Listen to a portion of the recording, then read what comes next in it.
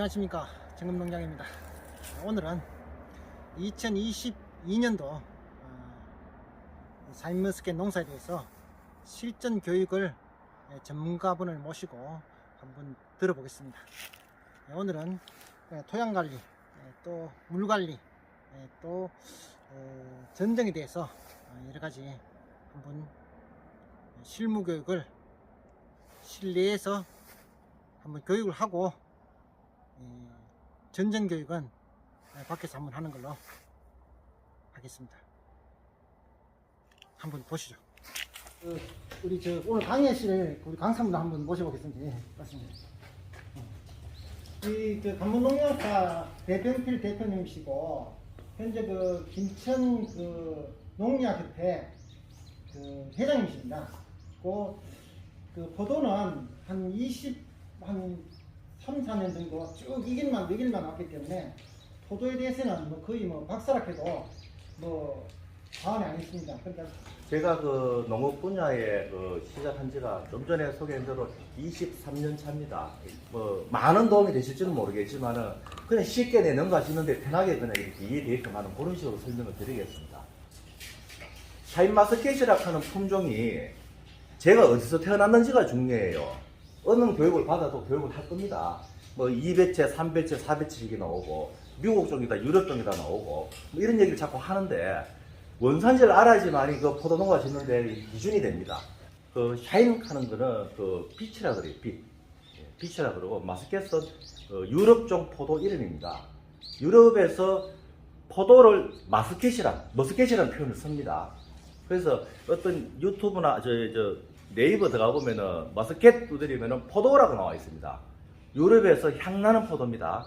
그 향나는 포도 머스켓에다가 샤인이라는 좀 반짝반짝한다 하는 빛, 광이 난다는 얘기죠, 그죠? 그래서 포도가 일반 캠벨은 분이 나지만은 요놈은 진짜 좋은 포도, 품질 좋은 거는 광이 나고, 그죠? 반질반질하죠, 그죠?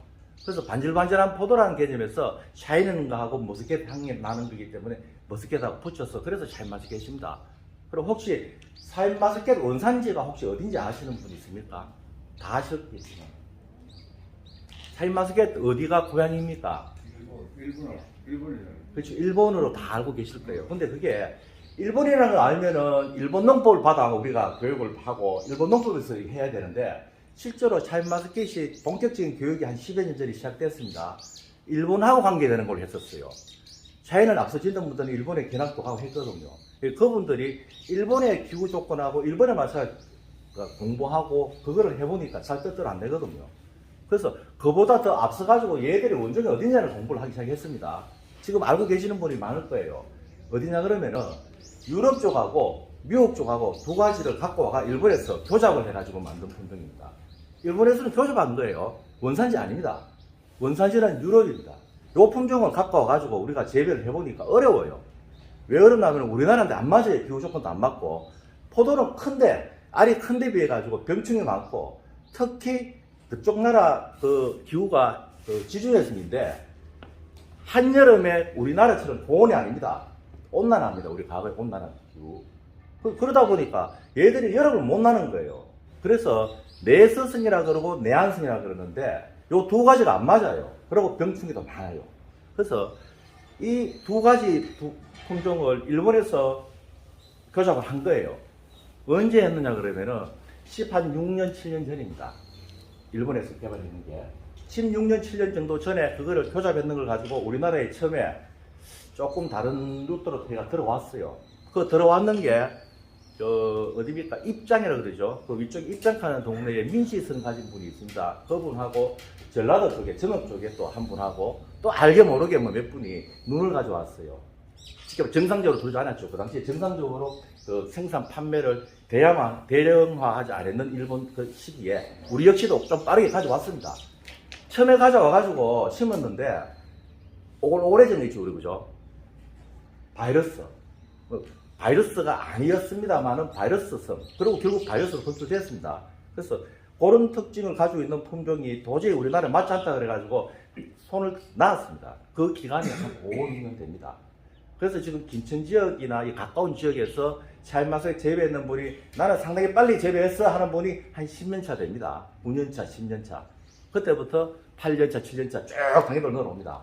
근데 15년차 포도 하시는 분이 계령면에 봄내기에 한 분 계십니다.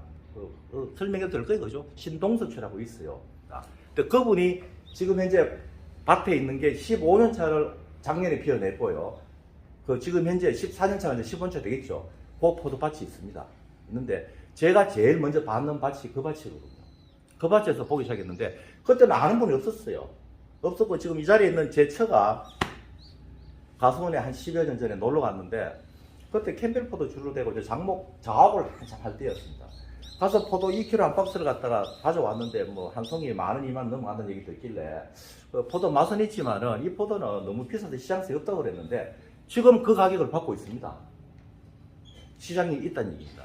일본에 들어왔는데 일본 역시도 재배 기술을 확대가 이렇게 공급하려고 한 것이 아니고 한 지역 이런 데서만 이제 재배를 하다 보니까 우리나라 이 많은 면적에 해가지고 중국이나 동남아나 유럽, 뭐 캐나다, 호주까지 수출을 합니다 지금. 그래서 우리나라 기술이 발달이 많이 되었어요. 그 과정이 한 10년 정도 됩니다. 15년이 아니고 한 10년 전부터 시작을 했습니다. 근데 이제 그 속에서 뭐 각종 기관에서 이 재배법이 없으니까 병충해 방제도 힘들고 그리고 농사 짓는 데서 유인하는 방법, 수용 잡는 방법, 몇 송이 달아야 되는지 뭐 지혜철 해가지고 수정시키는 방법 뭐 이배치기 때문에 얘들 시가 있습니다. 그래서 씻는 대로 재배하는 유액 재배가 있고 씨를 없애는 재배, 지혜철하는 재배가 이제 우리가 알고 있는 무액 재배입니다. 그래서 샤인마스켓을 어떤 분들은 씨 없는 포도라고 알려져 있는데 씨 있는 포도입니다. 씨 있는 포도를 우리가 씨를 없애는 거죠, 그죠? 그래서 한 번 없애면 안 되니까 두 번, 세 번 없애다 보니까 스트레토마이신도 사용하고 지혜도 2번 처리하고 스트레토도 2번 하죠. 개화 열흘 전에, 일주일 전에 그때 처리하고 수정할 때 1차에 또 넣어 사용을 하고 이러면 씨를 없애는 작업을 하는 거예요. 그래서 씨를 없애는 작업을 했는 거봉과 가까워서 사이즈를 크게 만드는 창립도 잘 되는 그런 품질을 만든 게 저희들 나라입니다. 그래서 저도 같이 공부하고 호흡하면서 그런 쪽으로 피부에 와닿게끔 굉장히 많이 느낌을 갖고 있기 때문에 이 자리에 서서 또 설명을 드립니다, 제가. 그래서 어떤 기술적인 부분을 어떤 레시피가 있기 때문에 거기에 맞춰가 한다라고 생각하시면은 어렵습니다, 이거는요. 서두배 낙가지가 얘기 들었는 그런 머루포도 계열이 심어져 가지고 한 그루에 3,000송이 달았다. 우리나라에서 4,500송이 달았다 하는 나무도 있습니다. 한 나무에 그래 달았는데 얘가 사방으로 뻗쳐가 몇 평 정도 평수에 차지하느냐 한 300평 정도 됩니다.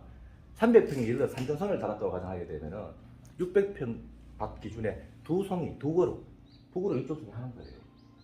우리는 지금 밀식을 해가지고 삽수라 그러고 눈을 받았고 가지를 받아가지고 적을 붙이고 뭐 그렇게 해가지고 제식거리 만들어 심는 거 이런 것들은요 포도나무 특성하고는 반대로 가는 거예요. 사실은 그대로 놔둬야 되는데 우리가 이제 인위적으로 이제 면적을 그죠 정해가지고 그 안에 집어넣어가지고 키우잖아요. 그죠? 몇 송이 다르냐 얘기를 하죠. 그래서 포도는 지대로 놔둬야 되는 품종이고 우리가 옛날에 농사 짓던 캠베레라든지 많이 했던 자옥계라고 달리 샤인머스켓은 제대로 놔두는 농법을 해야 된다는 얘기입니다. 근데 제대로 놔두게 되면 어떻게 되냐 그러면은 우리가 조성했는 이 어장 면적에다가 몇 그루 심어가지고 몇 송이 단닥하는 그 정답이 없는데 이 정답을 알려고 무지하게 10년 동안 노력을 한 거예요. 다른 포도와 비교해가지고. 그래서 이제 나오는 게 한 나무에 이 전목모가 아닌 일반 우리가 삽목이라고 그러죠. 삽목나무에 한 송이에 다른 거를 2m 거리하면 20송이, 3m 하면 30송이가 적당하더라. 이제 이렇게 이제 나온 거예요, 지금 현재 결과가. 근데 이 결과와 따라서 하는 것 같으면은 제가 이 자리에서는 이런 자리도 필요가 저는 없다고 생각해요. 알아서 다 하실 수 있어요. 있는데 돈이 안 되니까 알도 좀 캐야 되고 좀 더 단단합니다. 그래서 저희 집에서 지금 여기 청금농장에서 소개했는 그 유튜브를 저도 봤습니다. 늦게 뒤에 봤는데 들어보시지만 송이가 한 5,000송이까지 600평에 심지어 뭐 11,000송이까지 달아가지고 성공했는 밭이 있습니다. 그래서 자, 그 성공했는 밭 때문에 주위 분들이 나는 8,000송이 달았는데 600평에 충분히 다는 거예요. 3년생, 4년생에. 근데 부족하다고 생각한단 말입니다. 예, 그래서 샤인마스켓은 내가 농사를 지을 때 옆에 집에 몇 송이 달았으니까 내 밭에도 몇 송이 단다고 그렇게 생각하지 마시고 이제 제 교육하는 취지가 그렇습니다. 내 나무가 달 수 있는 나무는 많이 달 수 있고 적은 나무는 적게 달아야 되는 게 샤인마스켓 짓는 농사 방법입니다. 예. 그래서 비료를 줘야 된다, 뭐 pH락 하는 걸 맞춰야 된다, 뭐 이시락 하는 전기 전도자 그러죠. 염내 수치를 측정해가지고 거기 맞춰가지고 배분해가지고 가을하고 봄에 저희들이 바짝만 하죠 지금. 그러니까 지금 이제 하는 시기가 됐잖아요, 그죠? 그래서 이제 이 비료를 주는 데 있어가지고 샤인마스켓이 뭘 많이 필요로 하면 우리가 뭘 줘야 되느냐? 기존 사과나 아니면 포도라도 다른 작물에 줬던 방식이 있는데 이게 어느 걸 더 주고 덜 줘야 되느냐? 이게 궁금하신 거예요 지금 이제, 그죠? 궁금한데 원칙적으로는 비료기라든지 이 양수분에 있어가지고 기초로 해야 될 게 거의 안 해야 된다 하는 게 맞는 얘기입니다. 이유는 얘 고향 가보면은 땅 자체가 스케 토양이라 그러죠. 알칼리 토양입니다. 그쪽 서유럽의 얘 고향에 가보면요. 그리고 얘가 일본서 다시 만들 일본 땅도 또 우리나라 땅하고 틀립니다. 화산토, 화산해토라 그럽니다. 그 해산해토에는 유기물 함량이 제법 많습니다. 배수도 잘 되고. 그래서 그쪽 일본 가보면은 우리처럼 축분을 쓴다라든지 유박을 쓴다든지 각종 비료들, 퇴비들 막 넣는 농법 아닙니다. 그래서 우리나라에서 와서 농사를 오랫동안 지으면서 성공했는 밭에 가보면은 뭘 넣어야 되겠는데 퇴비를 100%, 200%, 300% 넣어야 되겠는데 하는 거 별로 안 넣습니다. 땅에 배도 잘 되고, 예를 들면 그죠? 공기 많이 들어가게끔, 물이 꽉 차지 않게끔 만들어주는 방법. 이 토성이라 하는 물에 땅에 수분이 어느 정도 있느냐? 수분이 너무 많아버리면 공기가 없어요. 그래서 수분 양을 시기마다 조정해가지고 충분한 공기가 더 있어야만이 식물이 자라고 뿌리가 만들어지고 하니까. 그래서 그런 환경적인 토양 관리를 하셔야 되지, 어떤 비료나 퇴비를 막 많이 넣으니까 저 집에 농사 잘 되더라, 저 집에는 뭐를 많이 하니까 열매를 많이 다가지고 당도도 올리고 많이 익혀내더라, 이렇게 보통 알려져 있는데 실제로 그렇지 않습니다. 보통 2m 50, 2m 정도 삽목이 지금 칭해져 있죠, 그죠? 그리고 전목은 4m에서 5m 칭해져 있습니다. 근데 얘들이 2년생, 3년생, 4년생으로 가면서 뿌리가 계속 따라가 이렇게 확장이 됩니다. 위아래 같이 지거든요. 그래서 나무 심고 2년생까지는 맞벌 정도만 달아놨고 20%, 30%만 달아놨고 승목 기준하는 20송이 2m 기준해가지고 그러면 5송이나 7송이 달아주거든요. 근데 그래 달면은 크게 비료도 안 들어가고 물 관리 잘 해주고 배수도 잘 되면은 농사가 된다는 얘기입니다. 되는데 이 2년생, 3년생이 수출을 하고 과가 18g 이상 나가고 뭐 예를 들어 당도가 18, 19 나온다, 그렇게 안 나오는 게 정상인 거예요 사실은. 근데 우리 농사 짓는 분들이 밀식에다가 좀 더 달고 뭘 더 주면 되지 않는 생각을 갖고 계시거든요 대부분요. 근데 저는 그렇게 생각하지 않습니다. 2년생, 3년생에 더 주고 더 달면은 얘들이 4, 5년생 넘어가면서 바뀌어져 버립니다. 지가 2, 3년생 때 내릴 뿌리가 덜 내리고, 그리고 제가 특징이 바뀌어져 버려요. 그래서 얘들이 비료를 많이 주니까 비료에 적응을 하는 거예요.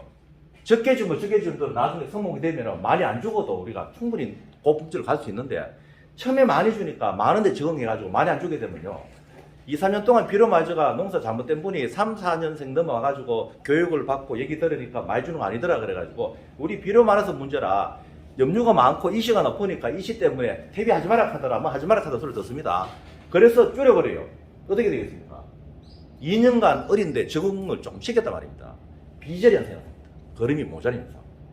비절 현상이 나타나면은 나무 우리가 주지에서 결과지가 있죠. 결과지가 확장이 되잖아요, 그죠? 10매디에서 20매디까지 확장되죠. 적심을 몇 번 반복하면서 수세 조절을 합니다. 옆에 결과지하고 습기를 맞추기 위해서 조절을 합니다. 뿌리하고 위하고 균형을 잡아주기 위해서 하는데, 근데 처음부터 적게 못 넣으면 지가 스스로 서서히 만들어 나간다, 지 몸에서. 4, 5년생이 되면은 많이 주지 않아도, 당도 올리기 위해서 어떤 가리고 어떤 제품을 쓰지 않아도 지가 올라간다는 얘기죠. 뭐가 올라가느냐면요, 지 나무가 서서히 저장을 하는 거예요. 올해 나갈 만큼 나가고 나머지는 내년에 가기 위해 저축을 합니다.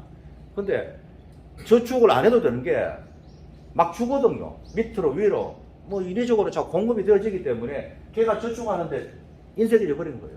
주니까. 그렇게 교육시켜 놔놓고 야 얘가 좀 줘가지고 새가 좋아지니까 옆에서 한구도 하지 마라 하더라. 안 합니다. 안 하면 한 해 정도는 조금 될지는 모르지만 그러면은 그때부터 어디 되냐면 나무 수세가 확 떨어지게 합니다. 처음부터 비료를 주는 방식으로 했으면 비료를 계속 줘야 됩니다. 단지 비료를 주시더라도 땅을 베리지 않는 비료, 쉽게 말하면 거친 비료 아닌 거, 질소라 그러라도 그 보통 보면은 뭐 암모니터 질소, 질산대 질소 뭐 이런 거 뭐 책자에 많이 나와 있죠, 그죠? 작물이 흡수하는 형태가 뭐냐 그러면은 질소라는 화합물을 가지고 얘가 흡수되는 단계를 거쳐 가지고 그래서 아미노산으로 바뀌어집니다. 이 단계에서 포도당이라고 하는 당과 탄수화물로 바뀌어 가지고 흡수하는 거예요. 이거 땅에 있는 거 흡수할 때는 햇빛바가 광합성 해가지고 얘가 합쳐져 가지고 그래서 양분을 만들고 잎을 만드는 거예요. 저장도 하고. 근데 이제 이런 원리는 다른 농사 하시니까 아시잖아, 그죠? 우리가 얘가 지가 저장 양분 모으고 열매가 키워지고 잎이 나가는 그런 과정에서 저장했는 양분에서 보태줘야 되는데 이 보태주는 것만 하는 거예요. 지금 현재 제가 보니까 자신 있어요. 제 집에서 아까 얘기 드렸지만 600평에 작년에 한 1억 한 4천 하신 분이 있다고 합니다. 보태는 거 그거 안 나는 거예요. 600평에 아무리 많이 받아도 돈을 많이 거죠. 왜냐하면 돈 억대를 하니까. 근데 이 보태주는 농법으로 가는 분이 결국 안 된다는 얘기입니다. 지가 나무가 당장 눈에 보이는 거 보태지 말고 나무가 건강하게 지가 저장하게 만들어주는 방법 하시면 되는데 그 방법은 경비 쉽게 말하면 돈이 적게 들어갑니다. 적게 들어가는 대신에 한 해 넣고 두 해 넣었다는 것밖에 없어요. 2년생에 나는 만만 보는데 500만 원 했어요. 600평에. 옆집에는 마이보태가 그런 마요 해가지고 20만 3천 했단 말입니다. 3인승 되니까 나는 2, 3천 했는데 저 집에는 5, 6천 했어요. 근데 그걸 계속 달리는 밭은 1%도 안 됩니다. 2년생, 3년생 때 좀 적게 돈 하시는 분이, 돈을 사는 분이 4, 5년생은 노력하지 않고도 충분히 나옵니다. 그래서 3만원대, 4만원대 2kg 박스 나오는 거 생각하지 마시고 2만원대 나온다 생각하시고 키로에 12,000원 꼴 정도 곰이 나온다 그러면은 너무 공부 안 하셔도 됩니다. 적정량이라고 하는 양이 있죠, 그죠? 줄여만 다시면 돼요. 그래서 제가 여기서 얘기 드리고 싶은 거는 조금 더 다비하고 조금 더 좋은 거 넣어가지고 또 다음 또 봐야 되고 뭐 이런 식으로 하게 되면은 뭐 좋겠죠, 그죠? 근데 결국에 나무는 그래 안 되더라는 거죠. 그래서 너무 많이 주는 농법 하지 마시고 저도 저 농장사를 하기 때문에 업을 합니다, 그죠? 하지만은 너무 많은 걸 쓰라고 얘기를 안 합니다. 지 나무가 건강하면은 안 주셔도 돼요. 그리고 지금 현재 이제 해야 될 일 얘기 드릴게요.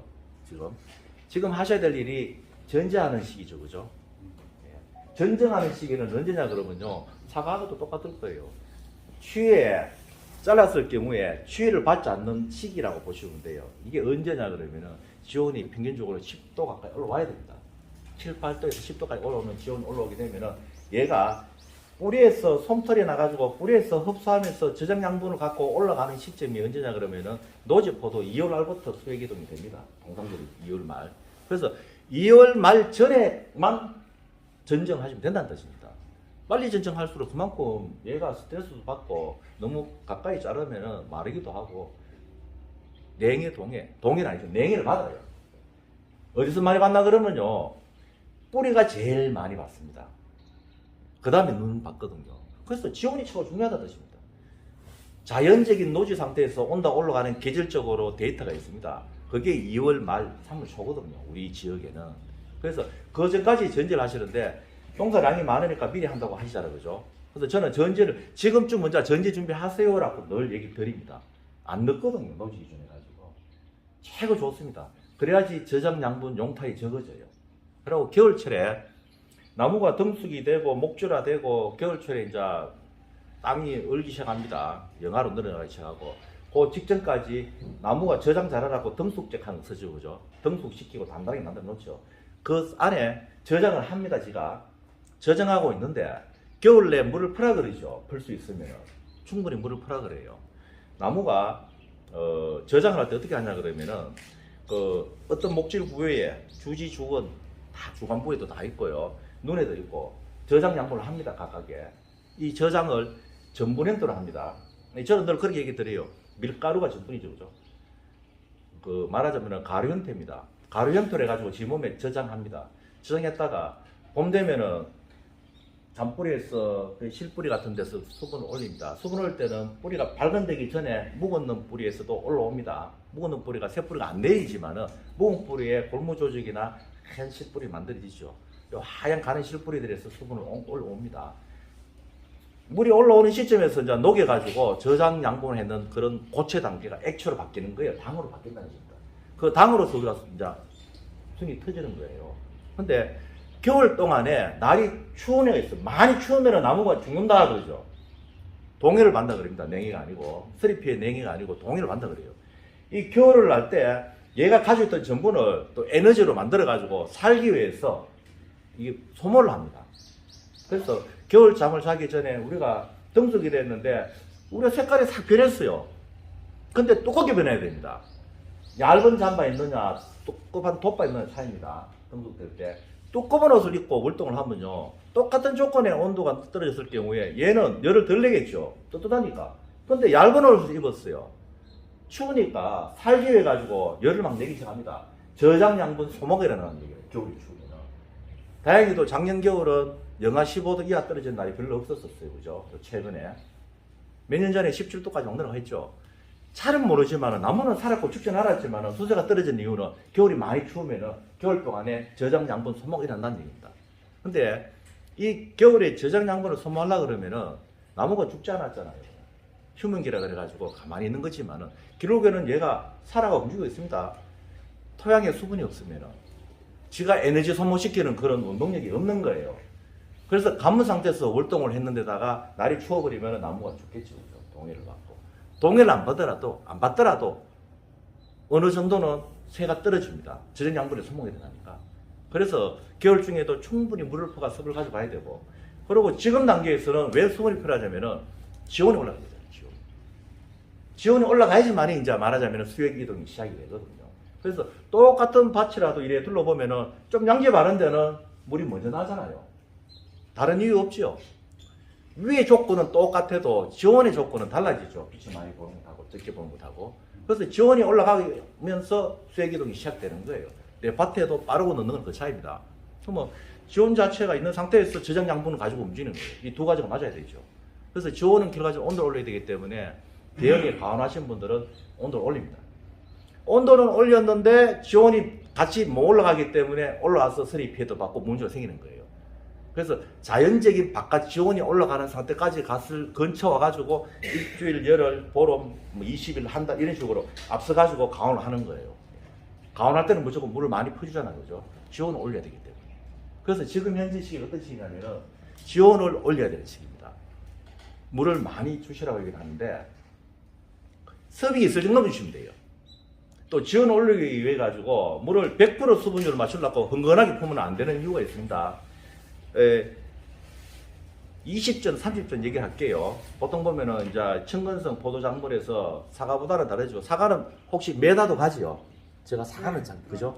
얘들은 50전 가면 많이 간다고 교육을 하지만 제 경험상에는 20전 밑으로 잘 안 들어갑니다. 안 들어가면 20전이죠. 근데 어떤 분들 얘기를 해요. 우리는 30전, 40전 밑에 뿌리겠대요. 마사라든지 모래층이 많아가지고 수분을 물품 항상 밑에 이렇게 있는 거, 위에 찰당이나 위에 있는 거 따라 차이는 나겠지만은 대부분 북을 좀 주잖아요. 대형 아니고는. 편편한 상태에서 10전, 20전에 북을 주니까 이거까지 포함해가 30전이 나오는 얘기라요. 늘 얘기하는 거. 우리는 많이 파야 된다고 그래요. 근데 얘는 많이 파야 되는데 옆에 보면은 뿌리가 보인단 말입니다. 결국에는 뿌리가 얼마 안 들어갑니다. 우리가 로타리 쳐도 10전 안에 로타리 쳐가지고는 뿌리장이 전혀 없고 10전 안에 뿌리 올라왔는 거는 잘라도 아무 문제 안 됩니다. 일부러 잘라도 돼요. 뿌리를. 그래서 지금 시기에 로타리 치셔야 되는 거. 빨구를 끓든지 뭘 하든지 조금 끓여주고 물을 부주는 시기라고 보시면 돼요. 예.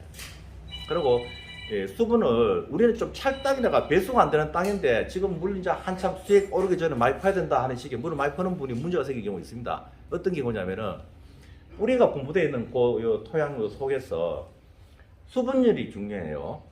물이 가득 다 안에 차버리게 되면 공기가 없죠. 공기 없으면 뿌리 안 들입니다. 수분을 올리는 그 잔잔한 실뿌리도 색은 또 결과적으로는 수분이 100%일 때는 얘가 안 생기겠죠. 수분이 적당한 수분. 그래서 제가 얘기하는 거는 뭐 몇 프로 하면 뭐 하지만은 손에 쥐다가 풀리고 손으로 치면 되고 이게 몇 프로다 이런 교육은 옛날부터 했잖아요. 그죠? 그거 무시해도 됩니다. 무시하고 수분량이라는 거는 내가 손을 흙으로 퍼가지고 순수한 물기가 손에 묻어진다 하면은 그거는 수분이 많다고 보셔야 돼요. 손으로 만져가 흙이 좀 묻는 단계를 얘기하시면 됩니다. 흙이 내 손에 그래도 내 땀에 의해서 묻도록 하는 정도 하면 되는 거예요. 근데 진짜 퍼석한 데는요, 흙을 파보면은 흙이 안 묻어요, 손에.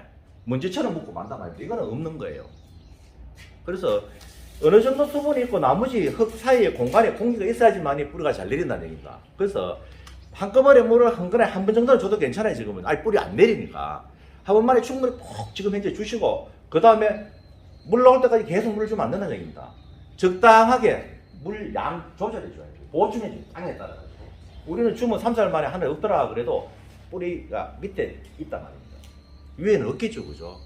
육안으로 물 보고 하루 이틀 지나가 파보니까 없대요, 수분이. 밑에 있습니다. 이 지하수위라는 게 있는데 지하수위가 높으면 안 좋겠죠. 지하수위 밑에 가야지 완만하고 토양이 물을 물고 있으면 제일 좋은 조건이긴 하지만은 그런 토양이 잘 없어요. 그래서 어떤 집에는 물 품면 바로 이래 있고 어떤 집에는 물 품면 자재가 없다 하는 얘기가 많죠. 토양에 흙 알갱이 굵기에서 이제 관여합니다, 그거는. 그래서 마사가 많은 데는 점토질을 좀 넣어주고 점토질이 많은 데는 모래나 마사를 넣어가지고 이렇게 혼합해 주라고 하는 게 물을 배수도 돼야 되지만은 좀 갖고 있는 공간도 만들어주는 얘기거든요, 그죠? 그래서 이런 환경은 다 틀립니다. 이 틀리는 환경 속에서 내가 물을 주는 걸 어떻게 주냐에 따라가 그게 농사 잘 지고 못 지고 결정이 나버리는 거예요. 어떤 비로 주느가 좋고 뭐 하면 좋더라는 게 아니라는 얘기를 제가 드리는 겁니다. 토양 구조를 맞춰줘야 돼요. 이거는 농사 짓는 내 밭의 주인이 하는 일이거든요. 뭐 그런 노력은 매일 해야 된다고 해도 과언이 아닙니다. 가끔 가가 물 줘가지고는 판단이 안 서겠죠. 그래서 어떤 시기에 어떤 분은 물을 근근해 줍니다. 저가 오전 오후 한 2, 3일 계속 물을 파보면서 물량이 어느 정도 증발되고 없어지는지 물이 많이 필요한 시점에 계절하고 틀리겠지만 내 토양이 물리적으로 어떻게 되는지를 사실은 아시는 게 중요해요. 아까 한번 토양 얘기 하셨는데 토양이 최 중요합니다. 어느 교육을 해도 그 얘기 할 거예요. 그래서 내 토양에서 공기가 있고 공간이 있어가지고 뿌리 내림 좋게 만들어주는 한도 내에서 수분량을 유지해주는 방법이 지금 할 수 있는 최고의 방법입니다. 그래서 물이 나기 시작해요. 2월 말쯤부터 시작이 된다고 보시면 돼요. 빠르면은 2월 20, 한 5, 6일 될 거고 늦으면 뭐 3월 한 5일에서 10일까지 갑니다. 그거는 토양이나 환경에 따라 조금씩 온도 다 틀립니다. 근데 여기서 물을 갖다가 어느 정도 이래 퍼주고 있다가 시기적으로 막 물이 나는 거예요. 주위에 얘기다 보니까 이제 수액이동대가 물이 이제 나더라 라는 시기 나오는 그 시점에 물을 한 번 더 낮게 퍼줍니다. 지금 관리하다가 넉넉하게 아까 얘기했던 대로 100% 수분율 가도 장이 안 생기니까 낮게 물을 한 딱 퍼주고 그러고 물을 한번 흘러내리고 난 다음에 순 나기 전이죠, 그죠?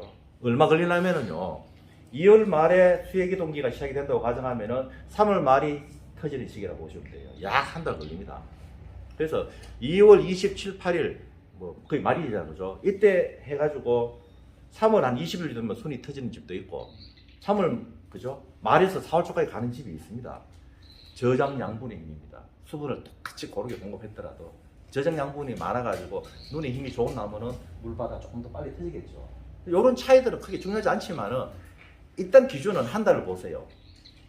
수액이동이 시작됐다 할 때 어떤 집에는 며칠 만에 딱 다 나온 경우고 어떤 집에는 일주일 열흘 동안에 안 나는 게 뒤에 나기 시작하자는 거죠. 이 기간이 일주일에서 보름 걸린다 보셔야 돼요.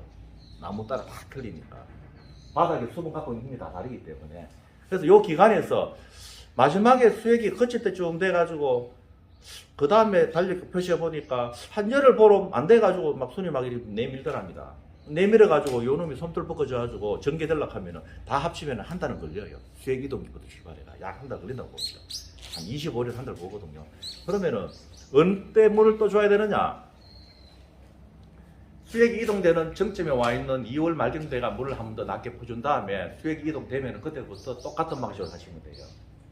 물 나니까 물 안 나는 데가 있잖아요. 이 고래는 물이 나고 이 고래는 물 안 나면 옆에서 와서 얘기합니다. 그 물이 부족하니까 그렇지. 물 올라올 때 밑에 바닥에 수분이 없으니까 물 쫙 퍼줘야지 이게 올라올 거 아니냐라고 또 그렇게 얘기만 할 거예요. 근데 수액이 우리가 전지했는 요 단면도에 수액이 많이 나오면은 나무가 죽고 안 나와도 나무가 궁금하고 좀 어느 정도 나왔다가 그치면 좋다라고 얘기하는데 그게 맞는 얘기긴 하지만 또 다르게 생각하면은요 적당하게 물이 나가지고 별로 허실 있는 물이 안 나오고도 순 잘 터지고 좋습니다. 생각보다 우리 물이 나는 동 마는 동 며칠 동안 말을 건다 캔다고 걱정 안 하셔도 된다는 얘기입니다. 그리고 지나치게 물이 많으면은 깨냅니다, 그죠? 좀 많이 나올 수 있어요. 처음에 맑은 물 나오다가 나중에 전분이 당으로 바뀐 당이 녹아가지고 좀 걸쭉하게 나오고 공기에 부딪히게 되면은 결과적으로 또 물이 해지죠, 그죠? 곰팡이는 아니지만 곰팡이 생기잖아요, 그죠? 자연스러운 거예요. 그래서 물이 조금 많이 나오고 적게 나온 거는 뿌리라든지 그 나무에 대해 가지고 각각이 틀리긴 하지만은 그렇지만 물이 너무 많이 났다고도 걱정하지 마시고 물이 안 나온다고 너무 걱정하지 마시고 적당하게 물이 나오면 돼요. 네, 적당하게. 평균적으로 우리 밭에 물이 거의 안 비치더라 그래가 농사 되는 집도 있습니다. 그 다음 물 관리가 되고 토양 따라 들리니까 저장 약물의 차이는 분명히 납니다. 힘이 조금 좋은 나무 아니면은 뿌리가 적은 유목 이런 거는 물이 빨리 납니다. 예. 건강한 나무 그 다음에 조금 조생도 빨리 되는 거 1년차, 2년차 약한 나무가 좀 먼저 나오죠. 수확도 먼저 하잖아요, 그죠? 그래서 물 주는 방법은 2월 말에 낮게 한번 주시고 그 전까지 지금부터는 어느 정도 조금 기온 상승의 효과 때문에 좀 주시는 방법. 그 다음에 순 나기 직전에 물을 많이 주죠, 그죠?